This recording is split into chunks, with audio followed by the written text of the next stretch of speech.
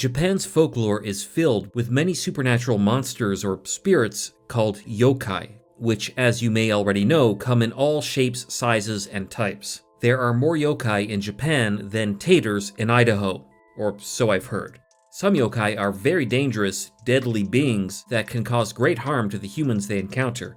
In fact, this video is a collaboration with the YouTube channel Linfamy that made a video about those very yokai. More on that video later. While some yokai are dangerous, many are harmless. And some are not even scary, like Tofu-kozō, the tofu boy. This yokai resembles a boy simply holding a block of tofu. Then there are the yokai that aren't so dangerous, but they are very, very, very annoying. So in this video, I'm going to list the 8 most annoying yokai who may not kill you, but will irritate you to no end, simply because they can. And in no particular order. Let's get started. Anyone who has lived in an old house has likely heard those annoying creaks and other noises that always seem to come late at night from nowhere in particular. Most people will credit these noises to bad plumbing, humidity causing the wooden parts of the house to expand, or something vaguely plausible like that. However, in Edo-era Japan, there was another explanation when these noises occurred in the mainly wooden houses of the time. That is, they were caused by a horde of small yokai called Yanari, which literally means house creaking. The sole occupation of the Yanari was simply to make annoying noises in old houses that keep the residents up at night. If creaking and cracking wasn't loud enough, Yanari were also known to drop and break things. And when even this wasn't enough, Yanari have also been known to make the house shake as if during an earthquake. That last scenario was recorded in the Taihei Hyaku Monogatari during the Edo period. In this tale, a group of ronin visit a haunted house and experience what they think is an earthquake. However, once they escape the house, they soon realize that only the house was shaking, rather than the earth. No doubt this was the work of mischievous and annoying Yanari. Aside from Yanari, other yokai are known to make annoying noises, like for example Azuki Hakari, the bean counter, who will stomp around a person's attic at night, then make the sound of scattering beans. But I believe Yanari are more annoying.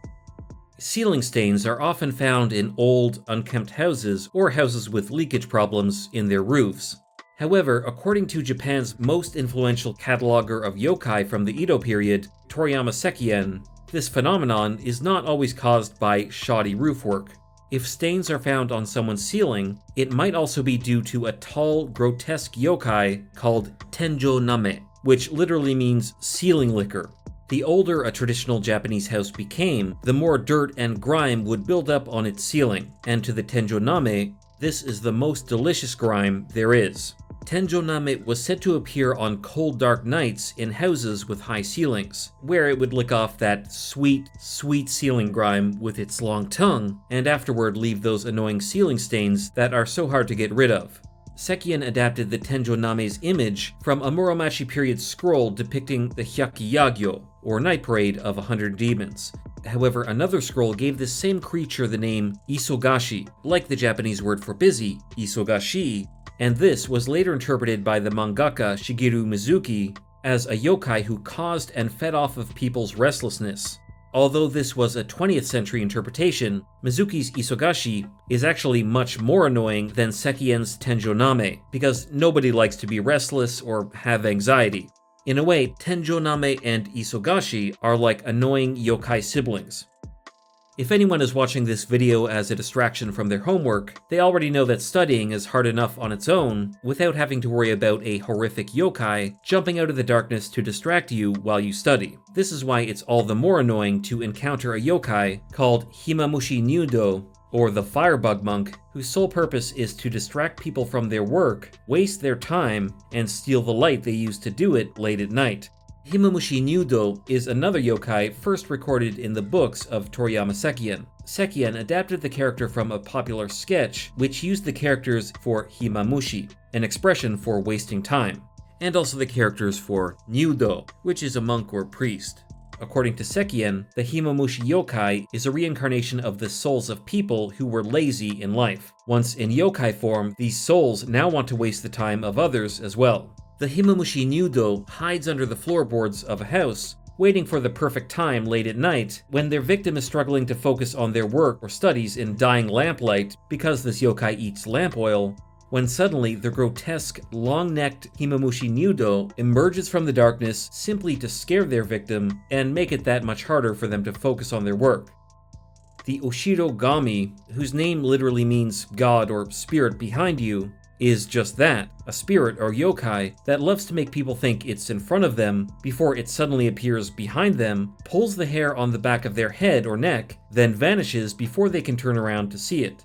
Few will likely ever see Ushirogami because it's behind them. That's literally its name. But those who do manage to catch a glimpse of this annoying spirit will see what looks like a female ghost or yurei with a long tail rather than legs, long hair, and a single eye on the top of its skull. At least that's how Toriyama Sekien initially drew it. Although Ushiro literally means rear or behind, there are a number of puns at work with this yokai. If changed slightly, the characters of Ushirogami's name can be said almost the same way to mean the hair on the back of one's head, invoking a Japanese expression, pulling the hair on the back of your head, which refers to a feeling of reluctance. As in Sekien's illustration, the Ushirogami is also thought to cause gusts of wind that will invert or blow away umbrellas, invoking another Japanese expression which refers to losing one's nerve or giving into cowardice. Due to this association with fear or reluctance, the Ushirogami is also thought of as a kind of Okyubyogami, or spirit of cowardice, like the yokai called Buruburu, who causes the shivers you feel when you're afraid.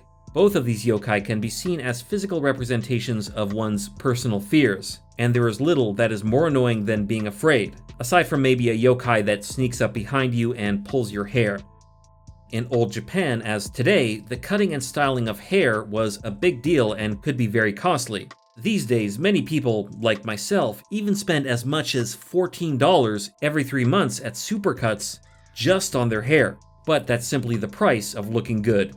This is why it's so very annoying when, after getting our hair just right, a yokai with a scissor-like beak and hands silently sneaks up behind us and cuts a big chunk out of our luxuriant, full-bodied hair. This yokai is called Kamikiri, literally meaning hair cutter. However, I should note that the Kamikiri has multiple visual interpretations. This version is by Edo-era artist Sawaki Sushi. However, this version was drawn by Utagawa Yoshifuji at the end of the Edo period, and depicts the Kamikiri as a large black-haired monster, usually referred to as Kuro Kamikiri. Incidentally, Shigeru Mizuki adapted both of these for his manga. The Kamikiri is known to silently sneak through windows, hide in bathrooms or under roof tiles, waiting for full heads of hair to pass by so it can covertly cut them and leave its victims to go about their day, oblivious to the fact that they now look like Keith Flint from The Prodigy. The Kamikiri is so stealthy that often its victims don't realize they've been cut until they look into a mirror or their neighbors start pointing and snickering. As you can imagine, the more hair someone has, the worse the damage, and thus it was an especially bad problem in old Japan when long hair was standard and hairstyles often denoted social status. On a more positive note, some believed a Kamikiri attack warned the victim they were about to marry a yokai, so if you suddenly find a chunk of your hair missing, you might want to check your fiancé for a kitsune tail. The next yokai doesn't really have a name and instead is identified by the folktale in which it appears. This tale was called Ashiarai Yashiki, the foot-washing mansion, and was recorded in a collection of folktales from the Honjo area called the Seven Wonders of Honjo. The story in question follows a samurai named Ajino, whose house was visited by a giant, dirty, seemingly disembodied foot that broke into the house through the ceiling and demanded in a loud, bellowing voice, "Wash my foot." Anyone who has visited Japan knows that the Japanese really don't like dirty feet tracking dirt around the house, and of course the bigger the foot, the more dirt. However, Ajino soon discovered that if he had his servants wash the giant foot, it would retreat back through the ceiling from whence it came. The problem was it came back the next night, and the next, etc., until eventually Ajino refused to wash it, and the foot began smashing more holes in his ceiling. A collapsing roof is potentially very dangerous, however it seems this giant foot had no intention of harming the household as long as it was washed every day, which of course is a really annoying chore to have to do. Some have theorized that the yokai in this tale is in fact a shape-shifting tanuki or raccoon dog playing a prank on its victims. If so, it should be noted that tanukis are more than just annoying, they are also fun-loving and, at times, very dangerous. But it seems no one knows for sure what that giant dirty foot was. And now for something completely different. One of the most vulnerable places a human being can be is on the toilet doing their business. Perhaps this is why Japan has a number of yokai, or urban legends, that target those on the bowl. For example, the kanbari nyūdō that will peep into bathrooms on New Year's Eve. Or the urban legend of Akamanto, the school toilet stall killer. The yokai of this entry is not really dangerous like the latter, but still very few of us would ever hope to encounter it. In fact, while doing our business, one of the last things any of us would want to experience, short of meeting the Akamanto, is to feel a furry hand coming up from within the toilet to stroke our butt.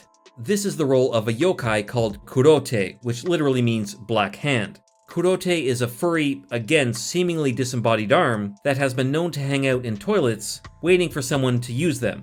In today's world, Kurote would likely lose its sponsorship deal with Charmin and be cancelled. But in Edo-era Japan, it was a little more difficult to deal with. In the most famous legend regarding the Kurote, from the Noto Peninsula, a samurai's wife was groped by Kurote while she used the toilet. So the samurai severed its hand with his sword. Later, 3 monks appeared at his door, asking about the hand. When the samurai displayed the hand, one of the monks transformed into a large, black-haired monster and quickly snatched its severed hand back from the samurai. Hopefully this creature did not hide in any toilets after that, but something tells me it did. A fairly universal feature of many cultures is that nobody likes a snitch. In fact, there's an old Japanese proverb that states, "Snitches get stitches."